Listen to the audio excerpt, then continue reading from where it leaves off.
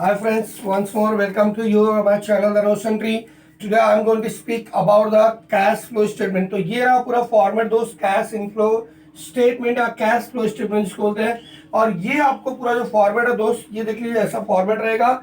और ये पूरा आपको यूज होगा कहाँ पे, कैश फ्लो इनडायरेक्ट है, ठीक है। ये इनडायरेक्ट मेथड है, ये डायरेक्ट मेथड नहीं है दोस्त, ये डायरेक्ट मेथड में नहीं आता है। ये पूरा इनडायरेक्ट मेथड का फॉर्मूला और 99% सम आपको इसी बेस पे पूछे जाते हैं एग्जामिनेशन हॉल में, ठीक है। तो यहाँ पे जो भी सम आपको पूछे जाएंगे पूरा इसी बेस पे पूछते हो लोग। और ये जो सम्स होते हैं, ठीक है, बहुत इजी होते हैं, कुछ भी बहुत बड़ा टफ नहीं है सम के अंदर। अगर आप देखने चाहोगे तो बहुत इजी होता है, बट कुछ एक दो चीजें हैं जो मैं आपको बताना चाहता हूँ, उसको अच्छे ध्यान रख लीजिएगा और आपको पूरा सम आ जाए। कुछ नहीं करना है, कोई भी सम कितना भी टफ सवाल तो पहले से फॉर्मेट ड्रॉ कर लेना, ठीक है। और फॉर्मेट के नीचे आप कहोगे यार इतनी जगह में कैसे होगा, तो ये भी मैं बताऊंगा कितना फॉर्मेट छोड़ना है, कितने टाइप का करंट असेट आ सकता है आपको पेपर में, या कहीं भी सम में कितना बड़ा भी सम होने दीजिए, कितने टाइप का आपको करंट असेट डालेंगे वो भी सब आपको बता दूंगा। तो उस हिसाब से कितनी लाइनें यहाँ छोड़नी है वो सारी चीजें हम अभी यहाँ पे डिस्कस करेंगे, ठीक है। तो चलिए स्टार्ट करते हैं कैश फ्लो स्टेटमेंट, राइट। तो कैश फ्लो स्टेटमेंट देखें हम लोग। देखिए पहला क्या होता है, cash flow from operating activity. अब इस सब चीज को बताने से पहले आपको बता दें दोस्त की कंपनी में जो कैश फ्लो होता है वो दो टाइप का होता है, एक होता है कैश इनफ्लो और एक होता है कैश आउटफ्लो। कैश इनफ्लो मतलब जो भी पैसा हमारे पास आता है, एंड कैश आउटफ्लो क्या होता है, जो भी पैसा हमारे पास से जाता है। और दूसरी बात दोस्त, इसका एक फिलअप कभी भी पूछाता है, ये कौन से अकाउंटिंग स्टैंडर्ड में आता है, तो AS3 में आता है। याद रखिएगा ये AS3 में आता है, अकाउंटिंग स्टैंडर्ड 3 है वो, ठीक है। आपको दिखेगा बराबर से, तो AS3 याद रखिएगा क्योंकि AS3 में ही ये आता है आपको, ठीक है। अकाउंटिंग स्टैंडर्ड 3 है, बराबर। तो इसके अंदर और क्या चीजें हो सकती है, ठीक है। देखिए अब यहां पर हम बात करें AS3 क्या कहता है कि भाई जो भी आपको कैश इन फ्लो हो रहा है उसको पूरा लिखिए। अब ये यूज कहा था दोस्त, इसको काफी जन यूज करते हैं, बहुत जगह पे यूज होता है। जितना मैनेजमेंट होता है या शेयर होल्डर होते हैं, बैंकर्स होते हैं, they are going to take the decision while they are going to give the finance to your company, as well as when the investors they are trying to invest in your company, they want to know from where you are getting the cash and what you had done by getting the cash from the shareholder, right। आपने पैसा कहाँ invest किया, कैसे कैसे लगाया, कितना आपके पास cash आ रहा है, कितना कैश जा रहा है, किस तरह से आपको कैश आ रहा है। तो ये सारी बातें जो होती है हम लोग यहाँ से क्या करते हैं, रिकवरी कर सकते हैं। तो ये सभी के लिए बहुत यूजफुल है दोस्त, और एज अ मैनेजमेंट स्टूडेंट आपके लिए भी काफी स्मॉल होता है, ठीक है। आपको इसको एनालाइज करना आता है, इसलिए कभी भी आप किसी को पूछेंगे कि भाई जब कंपनी में एनालाइजिंग किया था किन तीन चीजों का ध्यान रखा था, तो वही तीन चीजें हैं दोस्त। सबसे पहली बात होती है आपको प्रॉफिट एंड लॉस देखते हैं, फिर बैलेंस शीट देखते हैं और कैश फ्लो स्टेटमेंट। किसी भी कंपनी का अगर ये तीन चीज आप रीड करना सीख गए तो समझ जाइए कि आपको पूरा मार्केट समझ में आ जाएगा कि आखिर मार्केट में शेयर्स ऊपर नीचे कैसे होता है, या कंपनी का गुडविल कैसे डिसाइड होता है, कंपनी कैसे आगे बढ़ती है, ठीक है। तो चलिए इतना डीप में तो बता दिए हैं, अब हम आपको बताना चाहते हैं कि कैश फ्लो में एक एक कैसे होता है। देखिए cash flow from operating activities बोलते हैं, यहाँ पे जितना भी ऑपरेशन से रिलेटेड होते हैं, जैसे हम लोग बोलते हैं ना कि अभी cash flow from operating activity में क्या क्या चीज आ सकती है, तो यहां दोस्त वही चीज आएगा जो कैश एक्सपेंस से रिलेटेड होगा पहली चीज, और जो हमारा क्या होगा ऑपरेशन से रिलेटेड होगा। जो ऑपरेटिंग एक्टिविटीज क्या होगा, जो हमारा ऑपरेशन से रिलेटेड होगा। अगर मैं इसका एग्जांपल देना चाहूँ दोस्तों, बहुत सारे एग्जांपल हैं, फिर भी मैं आपको एग्जांपल थोड़े बहुत आपको यहाँ पे लिख देता हूँ शॉर्टकट में। एग्जांपल क्या हो सकता है, जैसे दोस्त होता है कि आपका गुडविल रिटर्न ऑफ हो गया, ठीक है। क्या हो गया आपको, अगर वो गुडविल रिटर्न ऑफ हुआ तो यहाँ पे आ जाएगा, ठीक है। या आपको प्रिलिमिनरी एक्सपेंसेस रिटर्न ऑफ हुआ तो आएगा प्रिलिमिनरी एक्सपेंसेस आ सकता है यहाँ पे, ठीक है। जैसे डेप्रिसिएशन हो सकता है दोस्त यहाँ पे आएगा, फिर प्रोविजन फॉर टैक्स आ सकता है, प्रोविजंस फॉर टैक्स है, डिविडेंड आ सकता है दोस्त, ठीक है। ये provision for tax, and then propose dividend आता है दोस्त यहाँ पे, ठीक है।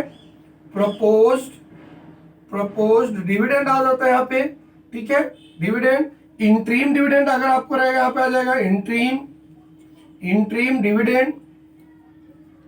यानी जो चीजें भी कैश से डील हो रही है दोस्त, जो चीज कैश में कंपनी को पे करना पड़ता है वो पूरी चीजें यहाँ पे आती हैं। ऐसे ही आपके पास में क्या, अगर आपने क्या किया, profit on sale of investment है, profit on sale of investment, या सेल ऑफ असेट कर सकते हैं, सेल ऑफ असेट, ठीक है। या फिर क्या कर सकते हैं उसको, loss on sale of asset भी आता है यहाँ पे, loss on sale of assets, sale of asset आते हैं दोस्त, ठीक है।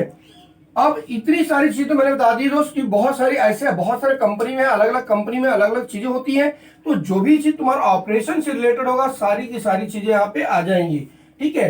अब रही बात कि यहाँ पे हम इसमें किसको माइनस करेंगे और किसको ऐड करेंगे, तो यहाँ पे दोस्त हम लोग उस चीज को माइनस करेंगे जो हमारा इनकम होगा। जैसे इन्होंने बता दिया जिसकी profit on sale of asset है, अगर ये profit on sale of asset हो रहा है यानी कोई भी चीज ऐसा रिसिप्ट हो रहा है तो दोस्त उसको हम लोग क्या करेंगे, डायरेक्टली ऐसा ब्रैकेट में लिख देंगे और ब्रैकेट में लिखी हुई चीज हमेशा माइनस की जाती है, ठीक है। यहाँ पे क्या होगा, जब भी इसके अंदर ब्रैकेट इंडिकेट करूंगा समझ जाएगी को माइनस होने वाला है, और जो विदाउट ब्रैकेट रहेगा उसको क्या बोलेंगे हम लोग, ऐड करना है।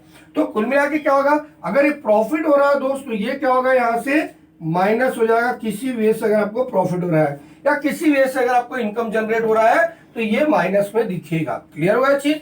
और बाकी जितने भी एक्सपेंस है सब ऐसे आपको विदाउट ब्रैकेट लिखना है। विदाउट ब्रैकेट का मतलब होता है तो पूरा क्या होगा, ऐड होगा। क्लियर, विदाउट ब्रैकेट मतलब क्या होगा, पूरा ऐड हो जाएगा।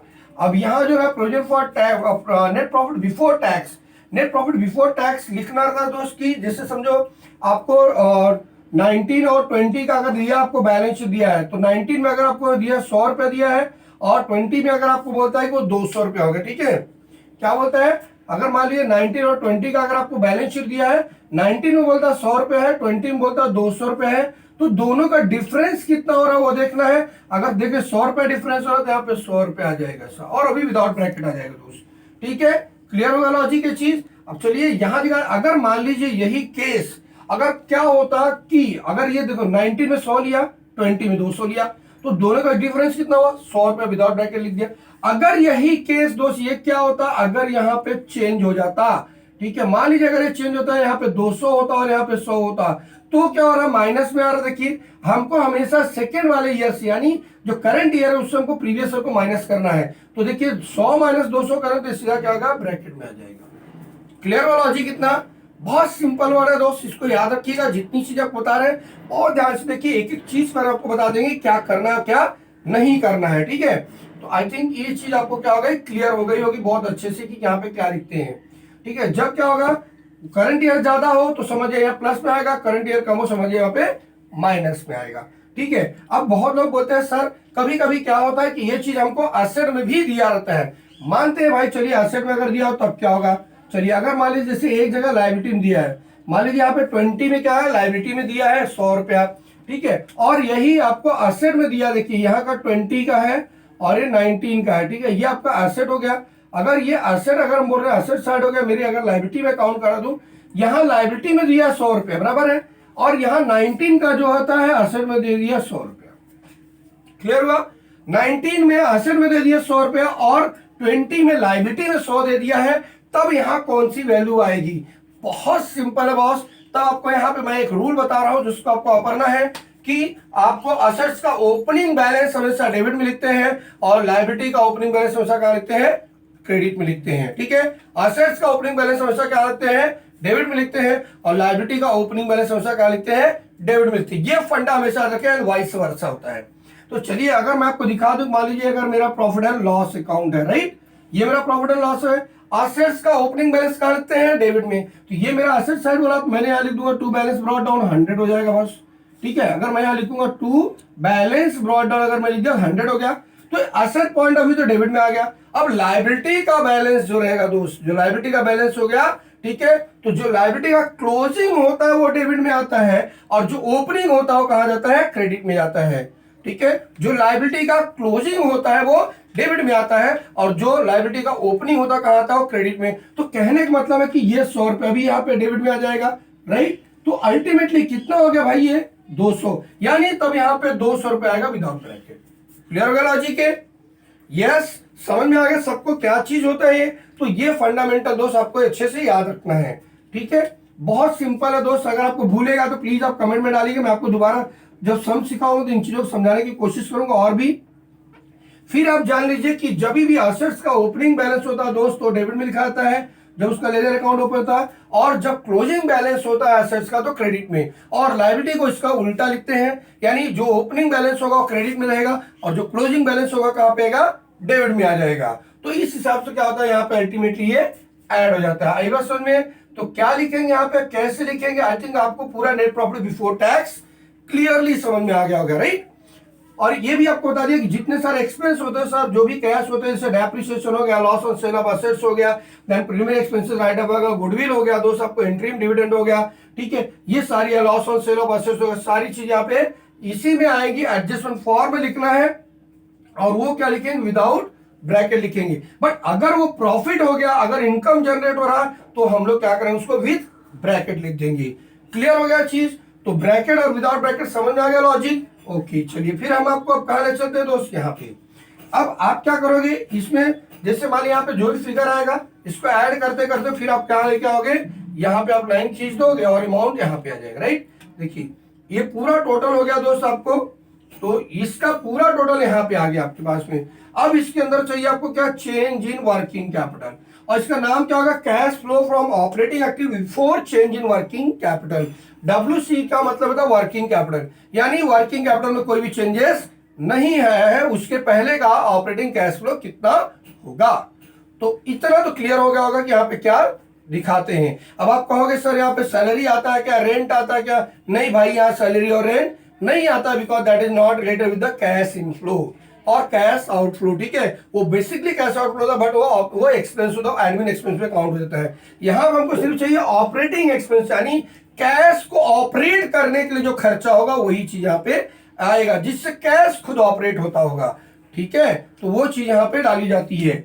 चलिए अब हम बोलते हैं change in working capital. Change in working capital में दोस्त सिंपली क्या होता है, वर्किंग कैपिटल में क्या होता है हमारा, CA माइनस CL होता है, ठीक है। ये वर्ड हमारे पास CA माइनस क्या होता है, CL होता है, वर्किंग कैपिटल बोलते हैं। तो ये तो आपको पहले से पता ही है कि वर्किंग कैपिटल क्या होता है, CA माइनस CL होता है। तो यानी यहाँ पे क्या आएगा, सिर्फ आपको वर्किंग कैपिटल में आएगा। अब आप कहोगे सर कि यहाँ पे चेंज इन वर्किंग कैपिटल में हम क्या लिखेंगे, तो मैं उनके भी नाम आपको बताता हूँ दोस्त। 90% मैं आपको 90-95% गारंटी देता हूँ, जो आइटम का नाम लिख रहा हूँ वो आइटम से ज्यादा चीज यहाँ पे आने वाला नहीं है, ठीक है। और जो लिख रहा हूँ वही आपको हर बुक में हर जगह मिलेगा दोस्त। जहां तक मैंने इतने बड़े लेवल पे बुक को रिफर किया है उतना मैं आपको बता रहा हूँ, खासकर एग्जाम पॉइंट ऑफ व्यू बता रहा हूँ दोस्त, ना कि मैं आपको कंपनी पॉइंट ऑफ व्यू पूरा बता रहा हूँ कि कंपनी में क्या दिखेगा आपको, ठीक है। जैसे मान लीजिए यहाँ पे आपको दिखेगा डेटर्स, क्या दिखेगा, डेटर्स, और क्या दिखेगा, बिल्स रिसीवेबल दिखेगा दोस्त, और क्या दिखेगा, प्रीपेड दिखेगा, प्रीपेड या एडवांस, प्रीपेड एक्सपेंसेस होगा, प्रीपेड एक्सपेंसेस दिखेगा, और क्या दिखेगा दोस्त, यहाँ पे इन्वेंट्री दिखेगा, इन्वेंट्री, ठीक है। इन्वेंट्री हो गया आपके पास में। तो ये चार चीजें आपको याद रखनी है, आपको लोन एडवांसेस देगा तो वो आ जाएगा।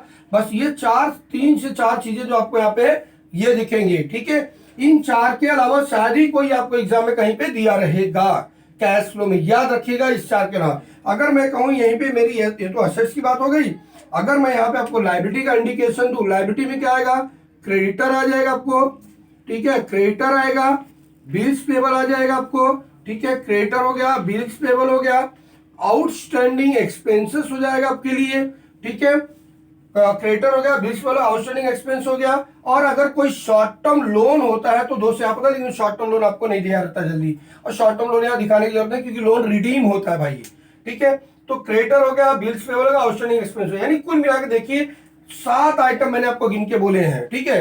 ये 7 के अलावा सर जल्दी बहुत सारी बुक में नहीं दिया जाता है क्योंकि इतना बड़ा कोई चीज आपको देने वाले नहीं है एग्जामिनेशन पॉइंट ऑफ व्यू। मैं आपको जो बता रहा हूं जो आपको कहीं ना कहीं एग्जाम में कंडक्ट होता है, राइट। तो देख लीजिए, डेटर दिया, bills payable, prepaid expenses, inventory, then ये creditor, bills payable and outstanding expense देगा, ठीक है। या अगर एडवांस रिसीव्ड अगर रहेगा तो आपको दिया रहेगा एडवांस रिसीव, जैसे यहाँ पे प्रीपेड एक्सपेंस हो जा रहा है वैसे वहां पे एडवांस इनकम भी हो सकता है, यस जरूर हो सकता है, तो यहाँ पे दिया रहेगा। आई बात समझ में, इतना तो क्लियर हो गया। अब आप कहोगे सर इसको ऐड कैसे करेंगे और लेस कैसे करेंगे, तो भाई सिंपल सा चीज आप याद रखिएगा कि जब असेट, ठीक है, देखिए यहां पे लिख के दिखा रहे हैं, अगर ये असेट है और ये मेरी लायबिलिटी है, ठीक है, सॉरी ये मेरा क्या है, लायबिलिटी है। जब असेट आपको इंक्रीज रहे, ठीक है, यहां थोड़ा सा रफ कर लेना हो तो आपको बता, देखो यहाँ पे जैसे मेरा 20, मैं अगर कोई भी ईयर लिख के दिखाऊं तो आपको समझेगा, ये मेरा 19 हो गया, मेरा 20 हो गया दोस्त, ठीक है। देखिए बहुत ध्यान से देख लीजिए एक एक आइटम, और काफी अच्छे से जरूरी है ये।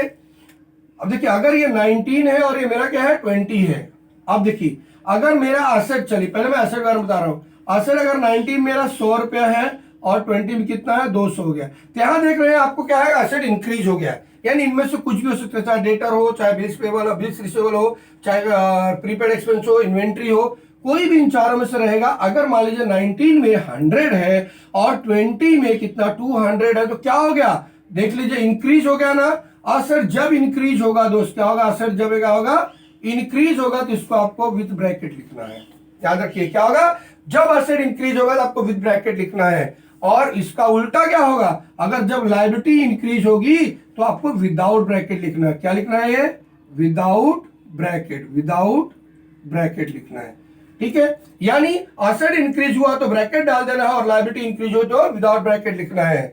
ठीक है, क्योंकि अगर असेट इंक्रीज होता है दोस्त, इसका मतलब है कि मेरा कैश आउटफ्लो होगा, मेरा कैश बाहर जाएगा, और इन चीजों को हम लोग क्या करते हैं, प्रिजर्व करते हैं, रखते हैं। और अगर मेरी लायबिलिटी इंक्रीज हो रही है, इसका मतलब है कि मैंने दूसरे का पैसा ब्लॉक कर दिया है।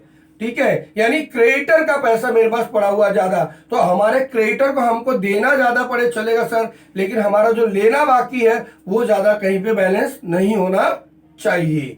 ठीक है, यानी आपके डेटर के पास पहले 100 रुपए आपका बैलेंस था, अभी 200 हो गया, कल 300 हो जाएगा, कल 400 हो जाए, और डेटर आपका भागे तो आपको पूरा बैड डेट्स हो जाएगा भाई, तब तो ऐसा जमेगा नहीं, सीधी सी बात है। तो बेटर क्या होना चाहिए, अगर मेरी लायबिलिटी है, मान लीजिए आज मेरा क्रेडिटर मेरे को 100 रुपए का सप्लाई किया, कल मेरे को 200 का दिया, 300 का दिया, इसका मतलब है मेरे लिए पॉजिटिव थिंकिंग है वो।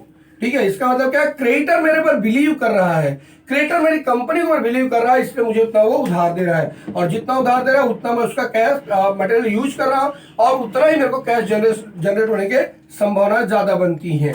आई बात समझ में। तो अगर असेट इंक्रीज हुआ तो विद ब्रैकेट, और लायबिलिटी इंक्रीज हुआ तो विदाउट ब्रैकेट। और जस्ट इसका उल्टा होता है दोस्त, मान लीजिए कि अगर यहीं पे आपको क्या हो जाए कि अगर मान लीजिए असेट आपका 300 रुपया है, और आपका सॉरी ओपनिंग बैलेंस आपका 300 है, और क्लोजिंग आपको दिया है समझो 200 रुपया। ठीक है, क्या हो गया, ये 200 रुपया हो गया। तो ये मान लीजिए अगर आपको दिया है तो क्या हो गया, अब यहां पे क्या हो गया, डिफरेंस क्या हो रहा है, डिक्रीज हो रहा है। तो जब असेट डिक्रीज हो जाए, क्या हो जाए, ये डिक्रीज हो जाए, तब ये विदाउट ब्रैकेट आएगा, विदाउट ब्रैकेट आएगा, विदाउट। ठीक है, और यही जब लायबिलिटी क्या हो जाए हमारी, डिक्रीज हो जाए, तो विथ ब्रैकेट आएगा दोस्त, विथ ब्रैकेट आएगा। ठीक है, क्लियर वाला लॉजिक है चीज कि ब्रैकेट कब डालना कब नहीं डालना। देख लीजिए, अगर असेट आपका पहले 100 रुपया था, 200 हो गया, ठीक है, तो इंक्रीज हो गया। अगर असेट इंक्रीज हुआ तो विद ब्रैकेट आएगा दूसरी, यानी ब्रैकेट डाल के आपको अमाउंट डालना पड़ेगा, डिफरेंस कितना 100 रुपया है। ठीक है, अगर मान लीजिए यही मेरा अगर असेट क्या होता है, मान लीजिए 2019 में 300 रुपया था और 2020 में 200 हो जाता, तो डिक्रीज हो गया। तो जब असेट डिक्रीज हुआ दोस्त, तो विदाउट ब्रैकेट के अंदर डालेंगे। ठीक है, यानी हम ब्रैकेट नहीं डालेंगे, जिससे कहने का मतलब है कि अगर मेरा इंक्रीज हुआ तो मैं ऐसा लिख दूंगा भाई ये 100 हो गया, और अगर मेरा डिक्रीज हुआ तो मैंने लिख दिया भाई ये 200 हो गया। क्लियर हुआ चीज।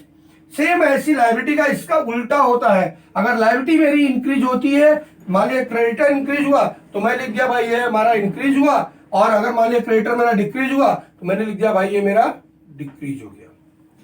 ठीक है, यानी जब लायबिलिटी इंक्रीज होगी तो विदाउट ब्रैकेट, और जब असेट इंक्रीज होगा तो with bracket, and vice versa. ठीक है, तो आई थिंक इतनी चीज आपको समझ में आ गई होंगी इस फॉर्मेट के अंदर। क्लियर हो गया इतना दोस्त। अब देखिए इसमें क्या होगा, हमारे पास में इतना चीज आपको समझ में आ गई, तो ये चीजें हमारी फिर यहां से कैलकुलेट हो जाएंगी।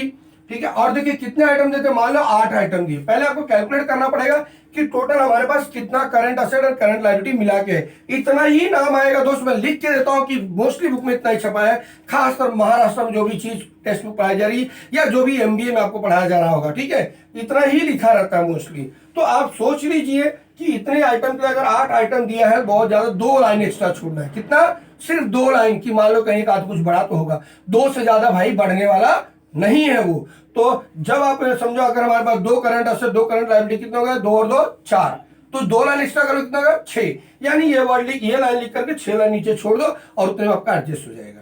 और यहाँ पे जो होता है दोस्त, कम से कम आपको 8, 7, 10 लाइन छोड़ देना होता है, क्योंकि यहाँ पे काफी ज्यादा चीज आने की संभावना रहती है। मैंने तो अभी काफी कुछ थोड़ा एग्जांपल दिया है, हो सकता है 1-2 और हो भाई, पूरा तो याद नहीं रहता है। आई बस ने पूरा कोई नहीं बता पाएगा दोस्त कि 100% कितना, बट मैं 90% आपको बता रहा हूं कि ऐसा ही रहेगा वो चीज, ऐसा ही होगा वो। ठीक है, चलिए क्लियर हो गया वो चीज। तो अगर 6 आया तो 8 लाइन, और 8 आया तो 10 लाइन, 4 आया तो 6 लाइन, जितना है उससे 2 लाइन ज्यादा छोड़ दीजिए। ठीक है, तो शायद आपको अच्छे से समझ में आ जाएगा। नेक्स्ट आता है क्या मेरा, cash flow from operating activity before tax. अब ये जो आंसर आया दोस्त, ये जो आंसर आया, और इनमें से जो ऐड है उसको ऐड कीजिए, माइनस से माइनस कीजिए, ऐड कीजिए, और फिर यहाँ पे आंसर आ जाएगा उसका। जैसे मान लीजिए अगर यहाँ पे आपको 500 रुपए आया, 500 आया, अब ये 100 रुपया ब्रैकेट है, फिर ये 200 विदाउट ब्रैकेट है, फिर ये 300 रुपया विदाउट ब्रैकेट है, फिर यहाँ 100 रुपया ब्रैकेट हो गया। अब इसमें सीधा कैल्सियम करना है कि आपको 100, फिर माइनस साइन दबाओ, 500 डाला है आपका, माइनस दबाओ तो 100, प्लस साइन दबाओ 200, प्लस दबाओ 300, माइनस दबाओ 100, इक्वल टू मारो 2 से, यहाँ का आंसर आपको डायरेक्टली आ जाएगा, और आपके पास में आंसर क्लियर हो जाएगा कि आपको कैश फ्लो में कैसे कैसे चीजें भरी जा रही हैं। तो आई थिंक इतना तो मैंने आपको क्लियर कर दिया। ठीक है दोस्त, चलिए अगला क्या होता है, यहाँ पे टैक्स होता है। ठीक है, तो यहाँ पे टैक्स आता है दोस्त, जो भी हमारा करंट ईयर का टैक्स भरना होगा वो यहाँ पे आएगा, और जो हमारा प्रीवियस ईयर का टैक्स भरना होगा वो यहाँ पे आता है। ठीक है, यानी देखिए जैसे हमारा यही सी आपको समझाते चले दोस्त कि कैसे होता है, कैसे आपको मालूम पड़ेगा कि वहां पे क्या क्या लिखना है, कैसे लिखना है। चलिए अगर मान लीजिए आपको प्रोविजन फॉर टैक्स का कोई एडजस्टमेंट नहीं दिया, ठीक है, तो प्रपोज डिविडेंड और प्रोविजन फॉर टैक्स दो चीज ऐसे हैं जिनका कोई एडजस्टमेंट अगर नहीं दिया है तब आप क्या करेंगे। ठीक है, मान लीजिए दोस्त मेरे पास क्या है, यहाँ पे ये मेरा 19 है, ये मेरा क्या है 20 है। ठीक है, अगर मेरे यहाँ पे टैक्स दिया समझो 100 रुपया दिया, या मेरा दिया टैक्स 200 रुपया दिया है। ठीक है, मैं बहुत छोटा सा फिगर लेके दिखा रहा हूं ताकि आपको अच्छे समझ में आ जाए। जितना झंझट हो दोस्त बस यही तक, इसके बाद बहुत इजी चीजें है, बाकी कैश फ्लो में कोई दम नहीं है। ठीक है, देखिए अगर मेरा क्या हो, टैक्स मेरे पास 100 रुपया 2019 का है और 2020 का 200 रुपया दिया है, तो ये जो 100 रुपया दोस्त ये तुम्हारा क्या है प्रीवियस ईयर का, वो यहाँ पे आ जाएगा, और जो करंट ईयर का टैक्स है तुम्हारे लिए प्रोविजन होके यहाँ चला जाएगा, कहा जाएगा ऑपरेटिंग में। ठीक है, जो करंट ईयर का तुम्हारा टैक्स है जैसे 2020 का है तो ऑपरेटिंग एक्टिविटी जाएगा, 2019 का जो है यहाँ पे पेड हो जाएगा, यानी प्रीवियस ईयर का टैक्स इस साल आप भर दोगे और इस साल का जो प्रोविजन होगा आपको ऑपरेटिंग एक्टिविटीज में डाल देना है। क्लियर हो लॉजिक? हाँ, अगर एडजस्टमेंट आया दोस्त उसको हम आपको जब सम सिखाएंगे तो वहां पे जरूर बताएंगे कैसे होता है, क्योंकि बहुत काफी कुछ है जो हम लोग आपको नहीं बता पा रहे हैं इतना चीजें। ठीक है, इतना तो टैक्स के बारे में जाने। सेम कंडीशन प्रपोज डिविडेंड का रहता है। अगर प्रपोज डिविडेंड जैसा 2019 का जो रहेगा वो क्या होगा, आपको दिखाना होगा पेड करके, फाइनेंशियल एक्टिविटीज में आता है, और अगर 2019 का जो रहेगा आपको कहाँ दिखा, पेड करके दिखा, 2020 का जो रहेगा आपको ऑपरेटिंग एक्टिविटीज में आ जाएगा। ठीक है, चाहे प्रोविजन फॉर टैक्स हो चाहे प्रपोज डिविडेंड, दोनों का एडजस्टमेंट सेम होता है। आई बात समझिए, 19-20 दिया, 17-18 दिया, समझो 17-18 दिया है तो जो 17 का रहेगा वो क्या होगा, पेड होगा, और जो 18 का रहेगा क्या होगा, ऑपरेटिंग एक्टिविटीज हो जाएगा। क्लियर हुआ लॉजिक? सबसे सिंपल चीज समझाए चीज, यस सबको क्लियर हुआ? चलिए, तो जैसे आपका प्रोविजन फॉर टैक्स यहाँ पे आप आउटर में डालोगे दोस्त, यहाँ पे आ जाएगा, और उसके बाद यहाँ पे आपको क्या करना है, इसको cash flow from operating activities लिख लेना है, और यहाँ पे आपका एक बड़ा पार्ट खत्म हो गया जो कि आपको बहुत तकलीफ देने वाला था। तो आई थिंक इतना पार्ट तो आपको क्लियर हो गया होगा। अगर कोई डाउट रहेगा दोस्त please you have to post in the comment box, I will try to give my level best to your question answer, right? Let us see the next activity, cash flow from investing activities. ठीक है, देखिए ये खुद बोल रहा है boss की क्या ये इन्वेस्टिंग एक्टिविटी है, क्या ये इन्वेस्टिंग एक्टिविटी हो रही भाई। ये इन्वेस्टिंग एक्टिविटी में क्या आएगा, जब आप पैसा इन्वेस्ट करते हो। ठीक है, तो ये लिख लीजिए 100% यहाँ पे क्या होता है, एसेट से रिलेटेड आइटम आता है। क्या आता है ये, एसेट से रिलेटेड आता है, किससे, एसेट्स रिलेटेड रहता है। ठीक है, एसेट्स रिलेटेड होता है, यानी जब भी आप एसेट्स खरीदोगे या बेचोगे तो यहाँ पे रिकॉर्ड होगा। ठीक है, अब आप खुद सोचिए कि अगर मैंने एसेट सेल किया तो क्या होगा, पैसा आएगा जाएगा, आएगा। अगर पैसा आता है तो यहाँ लिखना है सेल ऑफ एसेट, लिखा सेल ऑफ, समझो सेल ऑफ फिक्स एसेट लिख दिया, फिक्स एसेट, तो वो पैसा विदाउट ब्रैकेट आ जाएगा। अगर मैंने परचेस किया तो पैसा आएगा कि जाएगा, परचेस किया तो क्या आएगा, पैसा जाएगा, तो यहाँ ऐसा ब्रैकेट डाल के लिखना पड़ेगा। Simple logic. अगर मैंने क्या किया, कोई भी एसेट सेल किया तो यहाँ पे विदाउट ब्रैकेट, और अगर एसेट मैंने खरीदा है, परचेस किया है तो विद ब्रैकेट आएगा वो, क्योंकि जब पैसा आएगा तो विदाउट ब्रैकेट, जब पैसा जाएगा तो विद ब्रैकेट। ये फंडामेंटल आपको यहाँ पे यूज करना है। जब पैसा आएगा तो विदाउट ब्रैकेट, जब पैसा जाएगा तो विद ब्रैकेट। पैसा आने का चांस कब है? जब मेरा एसेट सोल्ड होगा। पैसा जाने का चांस कब? जब मैं एसेट्स परचेस करूंगा। क्लियर होगा दोस्त? एकदम क्लियर। यहाँ पे दो चीजें मैं आपको और बताऊंगा दोस्त, जो कि एसेट से रिलेटेड नहीं है, फिर भी वहां पे ही आती है वो, ठीक है। तो वो चीज है, और वो हमेशा विदाउट ब्रैकेट आएगा, ठीक है। जैसे आपको यहाँ पे दोनों चरण का नाम लिख दे रहा हूं, क्या चीज है वो, ठीक है। देखिए वो क्या है, जैसे डिविडेंड और क्या बोलते इसको, एक सेकंड मैं आपको बता रहा हूं, क्या आएगा, इंटरेस्ट रिसीव्ड आएगा। क्या आएगा?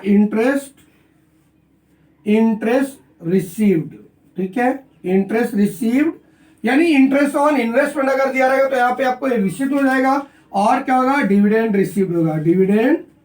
डिविडेंड रिसीव्ड रहेगा तो, और ये रिसीव्ड होगा दोस्त। अब यहां पे उससे थोड़ी सी उल्टी एक्टिविटी चलेगी, यानी यहां पे जब पैसा आएगा, रिसीव्ड हुआ तो विदाउट ब्रैकेट, पैसा जाएगा तो विद ब्रैकेट लिखना है आपको, ठीक है। पैसा आया तो विदाउट ब्रैकेट, पैसा गया तो विद ब्रैकेट। और इंटरेस्ट और या डिविडेंड दोनों रिसीव्ड होगा तो यहां पे आएगा दोस्त। क्यों आएगा? यहां रीजन ये है, इसका मतलब है कि आपने पैसा कहीं इन्वेस्ट किया है, किसी कंपनी का आपने बॉन्ड खरीदा है, किसी कंपनी का आपने डिबेंचर खरीदा है, तो उससे आपको क्या आएगा? ब्याज आएगा, ठीक है। तो आपके इन्वेस्टमेंट की वजह से आपको इनकम हो रहा है तो इंटरेस्ट रिसीव्ड होगा। अगर आपने किसी कंपनी का शेयर खरीदा तो आपको डिविडेंड मिलेगा तो डिविडेंड रिसीव्ड होगा और यहाँ पे इनकम आ जाएगा। क्लियर हुआ लॉजिक है? बहुत सिंपल तरीके में आपको बता रहा हूं, ताकि इन चीजों का याद रखो। बार बार ये 3-4 बार वीडियो अगर देखोगे दोस्त, आपको सब कुछ याद हो जाएगा। आपको कुछ भी ज्यादा टफ नहीं पड़ेगा, कुछ भी ज्यादा टफ नहीं पड़ेगा कैसे होता है, ठीक है। चलिए अगला वर्ड बोलते हैं दोस्त। अब क्या करेंगे हम लोग, जैसे ही हमारा क्या होगा, यहाँ टोटल हो गया और मैंने इसको आउटर कॉलम में यहाँ लिख दिया कि ये मेरा हो गया इन्वेस्टिंग एक्टिविटी का अमाउंट आ गया। अब हम चलते हैं दोस्त financial activities. Financial activities related finance से। फाइनेंस किस चीज से आता है दोस्त, वो आप सोच लीजिए। बहुत बड़ी चीज नहीं है भाई, यहाँ पे बस क्या आएगा, जब यहाँ पे एसेट आया तो यहाँ पे क्या आएगा? शेयर आएगा, ठीक है। यहाँ पे क्या आएगा? एसेट आया, क्या शेयर आएगा, डिबेंचर आएगा दोस्त, ठीक है, डिबेंचर। और क्या आएगा दोस्त? बॉन्ड आएगा, ठीक है। और जो चीज यहाँ रिसीव दिख रहा है यहाँ पे पेड हो जाएगा सर, जैसे इंटरेस्ट पेड, डिविडेंड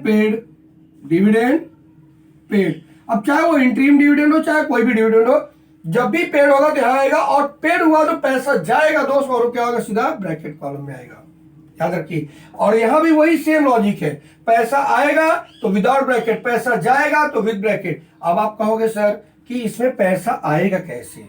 भाई जरूर जानना चाहिए पैसा आएगा कैसे, ऑफ कोर्स जानना है। तो पैसा आएगा कैसे दोस्त? जब हम शेयर इश्यू करेंगे तो पैसा आएगा, जब हम बॉन्ड इश्यू करेंगे पैसा आएगा। चाहे कोई भी शेयर, चाहे कोई बॉन्ड हो, चाहे डिवेंचर अगर आप लेते हो, चाहे आप लोन लेते हो, तो भी आपको पैसा आएगा ना। तो पैसा आया तो विदाउट ब्रैकेट, और पैसा गया तो विद ब्रैकेट। पैसा जाएगा कब? अगर आप डिविडेंड पेड करते हो, इंटरेस्ट पेड करते हो, अगर डिवेंचर को रिडीम करते हो, प्रेफरेंशियल को रिडीम करते हो, तो यहाँ पे आपको आएगा विद ब्रैकेट, ठीक है। इंक्लूडिंग प्रीमियम आता है भाई यहाँ पे, इंक्लूडिंग प्रीमियम। अब आप कहोगे सर ये रिडीम करने का चक्कर कैसे मालूम पड़ेगा? चलिए भाई वो भी आपको बता दें, रिडीम करने चक्कर आपको कैसे दिखेगा। मान लीजिए दोस्त ये आपका बैलेंस शीट है, ठीक है। अगर मैं कहूं ये आपका ओल्ड गिवन बैलेंस शीट, ठीक है, आपका बैलेंस शीट है। अब यहाँ पे तो लायबिलिटी आती है, यहाँ एसेट आता है, ठीक है। अब यहाँ पे आपको 2 कॉलम दिया रहेगा दोस्त, जस्ट मिनट, यहाँ पे आपको 2 कॉलम दिया रहेगा। ये 19 दिया, ये आपको दिया 20 दिया, ठीक है। मान लीजिए यहाँ पे हमको दिया इक्विटी शेयर कैपिटल, ये दिया कितना? 50 लाख, ये मेरे को दिया 100। आप बताइए, पहले आपका 50 था, अभी 100 हो गया। कैसे 100 हो गया? क्योंकि आपने शेयर इश्यू किया, क्योंकि शेयर इश्यू किया बढ़ा ना, एग्जैक्टली वो शेयर इश्यू किया बढ़ा। तो आपको बस यहां लिखना है इश्यू ऑफ इक्विटी शेयर, कितना डिफरेंस है? 50 का, तो 50 आ जाएगा विदाउट ब्रैकेट। क्लियर हुआ लॉजिक है? समझा चीज कैसे होता है? इक्विटी शेयर कितना है मेरा? 50 था, अभी कितना हो गया मेरा? 100 हो गया, राइट। कितना हो गया मेरा? 100 हो गया। वो तो क्या हो गया मेरा? 50 रुपया बढ़ गया, बराबर है। जैसे ही मेरा 50 रुपया बढ़ गया दोस्त, आपको क्या मालूम पड़ा कि पहले मेरे में 50 था, अभी 100 हो गया। 100 कैसे हो गया? क्योंकि आपने शेयर इश्यू किया है, आपने एक्स्ट्रा शेयर इश्यू किया, इसलिए आपका पैसा आया है। तो इसे हो गया इक्विटी शेयर इश्यू हो गया, 50 रुपया हो गया। क्लियर हुआ? मान लीजिए अगर मेरा यहाँ पे प्रेफरेंस शेयर होता, अगर मैं कहूँ प्रेफरेंस शेयर यहाँ मेरा 100 रुपया है, और यहाँ पे मेरा कितना हो गया? 75, यहाँ पे मेरा कितना? 60 रुपया हो गया, बराबर है। अब देखिए, पहले आपके पास 100 रुपए का प्रेफरेंस था, अभी कितना हो गया? 60 रुपए का हो गया। तो क्या हो गया? कम हो गया। वो क्या हो गया? वो कम हो गया। कम क्यों हो गया? क्योंकि आपने बाकी बचा हुआ चीज पेड कर दिया। यानी कितना पेड हो गया दोस्त? 40 रुपया पेड हो गया। ठीक है, अगर वो कहता भाई 10% प्रीमियम पे पेड करना है तो 4 रुपया और ऐड हो गया, यानी 44 रुपया आपको यहाँ जाएगा। तो यहाँ पे कितना आएगा? 44 रुपया आ जाएगा। ठीक है, और 44 रुपया आपको क्या होगा? ये विद ब्रैकेट आ जाएगा। आएगा समझे? क्या होगा? 44 रुपया विद ब्रैकेट आएगा। और ये 4 रुपया प्रीमियम है दोस्त, तो यहाँ पे आपको सिक्योरिटी प्रीमियम, आपको यहाँ पे प्रीमियम आएगा। यानी यहाँ पे आ जाएगा प्रीमियम और रिडम्पशन, प्रीमियम ऑन रिडम्पशन। आई बात समझे? प्रीमियम और रिडम्पशन यहाँ पे आपको आ जाएगा दोस्त, और आपके लिए एबीसी एंट्री करनी पड़ेगी। क्लियर हुआ? देखिए 50 था इक्विटी का, 100 हुआ यानी बढ़ गया, तो आपने शेयर इश्यू किया तो विदाउट ब्रैकेट आ जाएगा। अगर आपका 100 था 60 हो गया, यानी आपने क्या कर दिया? पेड किया मतलब होता है रिडीम किया यानी पैसा गया, इसका मतलब यहाँ पे आपको विद ब्रैकेट आएगा ही। क्लियर हो लॉजिक? सेम ऐसे आपको डिबेंचर केस में भी करना पड़ेगा। ठीक है, तो आई थिंक ये सब एक एक पॉइंट आपको क्लियर कर रहा हूं दोस्त, ताकि आपको सम बहुत जल्दी आप कर सकते हो अगर आप क्वेश्चन अच्छे से देखोगे तो। चलिए, अब यहाँ पे क्या होगा आपको? फिर जैसे ये पूरा कर लिया आपने, यह लाइन खींचा। ठीक है, अब क्या होगा आपको? फाइनेंशियल एक्टिविटीज पूरा आ गया पैसा। देखिए यहाँ पे अगर हम लाइन खींच देते वाले, हमारे यहाँ पे कंप्लीट हो गया। अब यहाँ पे आ जाएगा। ठीक है, अब सिंपली क्या लिखा दोस्त? 1 + 2 + 3। 1 कौन हो गया? ये हो गया। 2 मेरा कौन सा हो गया दोस्त? इन्वेस्टिंग एक्टिविटीज हो गया मेरा। और 3 कौन हो गया? मेरा फाइनेंशियल एक्टिविटीज हो गया। राइट, 3 मेरा क्या होगा? Financial activities. अब आप 1 + 2 + 3 कर लीजिए और वैल्यू यहां डाल दीजिए। क्लियर हुआ इतना चीज? यस। अब उसके बाद आता दोस्त cash and cash equivalent at the beginning. देखिए मैंने यहाँ पे बैंक ओवरड्राफ्ट नहीं लिया है। पता है आपको, मैंने यहाँ बैंक ओवरड्राफ्ट नहीं लिया है। क्यों? क्योंकि बैंक ओवरड्राफ्ट क्या होता है? बैंक देती है दोस्त, कैश देता है, and it is related to the cash, so it is equivalent to the cash. So if there is a bank audit boss, तो bank audit will come at here. It can not be recorded under the working capital. ठीक है, working capital नहीं आएगा। अगर ये fund flow statement होता तो मैं कहता boss change in working capital आप डालिए बैंक ओडी, बट ये कैश फ्लो स्टेटमेंट है, यहाँ पे आपको बैंक ओडी नहीं आएगा। तो बैंक ओडी अगर दिया तो यहाँ पे आएगा, कैश दिया तो यहाँ पे आएगा, बैंक बैलेंस दिया तो यहाँ पे आएगा। ठीक है, जो ओपनिंग हो यहां डालिए और जो क्लोजिंग हो यहां डालिए, फिर ओपनिंग माइनस क्लोजिंग करके ऑर्डर में ले जाइए, और जो भी आंसर ये बचेगा दोस्त, जो भी आंसर बचेगा वो क्या होगा? ये सारे को ऐड करने के बाद इतना दिखेगा। यानी मान लीजिए 1 + 2 + 3 के बाद मान लीजिए अगर आपको यहाँ पे 500 रुपए दिखता है, ठीक है, तो यहाँ पे अगर आपका कैश होता है, बैंक होता है, बैंक ओडी होता है, तो बैंक ओडी को ऐसा माइनस दिखाना होता है। ठीक है, ओपनिंग यहाँ लिखना है, क्लोजिंग यहाँ लिखना है। तो आप क्या करोगे? इसको टोटल करो, समझो यहाँ पे 50 रुपया आ गया, यहाँ पे 15 रुपया आ गया, तो और यहाँ पे समझो 10 आ गया, या यहाँ पे 20 आ गया। ठीक है, अब 15, 50 और 15 के 65 बीच का कितना? 45। यानी आप इसको पूरा ऐड करो दोस्त। जब यहां से आप ऐड लेके जाओगे फिगर, तो ये प्लस और ये आपका टैली होना चाहिए, तभी आपका कैश फ्लो टैली माना जाएगा। आइए समझे? और तभी आपका कैश फ्लो टैली होगा। ठीक है, तो समझ में आया कि क्या चीज होता है दोस्त, किसको ब्रैकेट डालना है, किसको ब्रैकेट नहीं डालना है। काफी डीप में मैं आपको बताने की कोशिश किया हूं कि जब भी पैसा आए, देखिए इधर का तो कुछ नहीं है, इधर तो खर्चे हैं, तो इधर क्या होगा? जब इनकम होगा तो क्या होगा? विद ब्रैकेट, और एक्सपेंस हुआ तो विदाउट ब्रैकेट। यहाँ पे जब असेट्स की वैल्यू इंक्रीज हुई विद ब्रैकेट, जब डिक्रीज हुई विदाउट ब्रैकेट। लायबिलिटी जब इंक्रीज हुआ विदाउट ब्रैकेट, डिक्रीज हुआ विद ब्रैकेट। ठीक है, यहाँ पे आपको टैक्स पेड आएगा दोस्त। जैसे 2019-20 का दिया तो 19 का यहाँ पे ऐड करेंगे और 20 का टैक्स यहाँ पे लिख देंगे। सेम अगर प्रोविजन फॉर प्रपोज डिविडेंड का दिया वैसी सेम करना है उसको भी। प्रपोज डिविडेंड का यहाँ पे क्या लिखेंगे? 2020 का फिगर लिखेंगे, 2019 का फिगर यहाँ पे दिखा देंगे, प्रपोज डिविडेंड पेड हो गया। ठीक है, यानी प्रीवियस ईयर का आपको पेड करना है, और करंट ईयर का होगा तो ऑपरेटिंग एक्टिविटीज में चला जाएगा। क्लियर हुआ चीज? और अगर कोई एडजस्टमेंट दिया दोस्त तो फिर तो एडजस्ट करना पड़ेगा, वो भी हम आपको सिखाएंगे। जब आपको सम सिखाना चालू करेंगे तो आपको बताएंगे कैसे कैसे एडजस्ट होता है दोस्त। क्योंकि बोर्ड मेरा बहुत छोटा है, मैं यहाँ पे आपको सारे सम्स नहीं दिखा सकता इसमें आपको। ठीक है, तो पहले आप पूरा अच्छे से फॉर्मेट रख लीजिए, फॉर्मेट देख लीजिए, 2-4 बार देखेंगे दोस्त, और मेरा वीडियो 2-4-10 बार देख लेंगे इसको, तो आपको अच्छे से पूरा मगअप हो जाएगा मैंने क्या क्या बोला है, and you can follow all these things. अब यहाँ पे मैंने आपको क्या बोला कि जो भी क्या होगा असेट से रिलेटेड चीज आएगा, यहाँ पे क्या होगा? शेयर और डिवेंचर से रिलेटेड आएगा। जब पैसा आएगा तो विद ब्रैकेट, विदाउट ब्रैकेट, और जब पैसा जाएगा तो विद ब्रैकेट। पैसा आने का चांस कब है? जब असेट सेल होगा तब आएगा पैसा मेरा, और पैसा आएगा तो विदाउट ब्रैकेट। और जब मैंने असेट खरीदा है तो मेरा क्या होगा? विद ब्रैकेट हो जाएगा। ठीक है, अब आपको ये चीज बता दो कि कैसे मालूम पड़े खरीदा है बेचा है। चलिए दोस्त ये आपको एक बार बताते हैं। ये आपका बैलेंस शीट है दोस्त, ठीक है, प्रीवियस ईयर का बैलेंस शीट है। अब ये मेरा असेट साइड देखिए, यहाँ पे 19 लिख दिया मैंने 20, मान लीजिए दो है, यहाँ पे आपको समझो प्लांट था, ठीक है, प्लांट अगर पहले आपका था 60 रुपया, ठीक है, अभी कितना हो गया 70। 70 कैसे हो गया भाई बताइए, 70 कैसे हो गया? क्योंकि आपने खरीदा प्लांट, तभी तो वैल्यू बढ़ी ना 10 रुपया, तो बढ़ी, तो बॉस यहाँ पे इसका ब्रैकेट आ गया। सिंपल लॉजिक है, समझे? अगर कोई एडजस्टमेंट नहीं दिया तो डायरेक्टली ऐसा हो जाएगा, ठीक है। अगर मान लीजिए मेरा यहाँ पे फर्नीचर दिया है, ठीक है, अब ये कितना मेरा यहाँ 70 है, यहाँ कितना हो गया 90 हो गया, बढ़ गया बॉस, कितना बढ़ गया 20 रुपया बढ़ गया, यानी आपने खरीदा तो 20 रुपये ब्रैकेट हो गया, ठीक है दोस्त। और सेल करना रहेगा तो आपको एडजस्टमेंट में देगा, ठीक है। अगर मान लीजिए यहीं पे अगर ये प्लांट या ये आपको दिखा दिया जाए और एडजस्टमेंट ना दे, जैसे मान लो 60 था, ये क्या 55 हो गया, ये 70 था दोस्त, ये क्या हो गया 65 हो गया। देखिए सिर्फ 5000 का डिफरेंस है दोस्त, ठीक है।